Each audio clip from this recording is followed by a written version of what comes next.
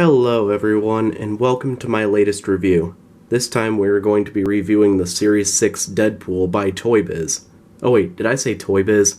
I meant to say Chinese bootleggers, because thanks to the new Ryan Reynolds movie, and the fact the original version of this figure's so hard to come by, it's pretty obvious and a quick buck-making idea to duplicate that Marvel Legends and sell it as new. And with that said, this is not going to be a typical review. This is going to be a comparison video. So anyway, let me set up my other figure and then we'll get on with it. Alright, here's a side-by-side view of both Marvel Legends Deadpools already. And as we can tell, the one on the left is a very much brighter color scheme than the one on the right. Probably because the one on the left is going off of comic book art, whereas the one on the right is going off the movie with Ryan Reynolds, which is a darker colored Deadpool. Because I've misplaced some of the accessories a while ago, I can only go over a few of them, so let's go over them now a little bit. With the Marvel Legends on the left here, there's a lot of paint washing on his bandolier for his weapons, so it gives it a much darker, blacker tone. And it's just with mine, but there's actually a little paint splotch here that fell off during the application process. And now, to give credit where it's due, the bootlegs is painted on perfectly. Yeah, for real.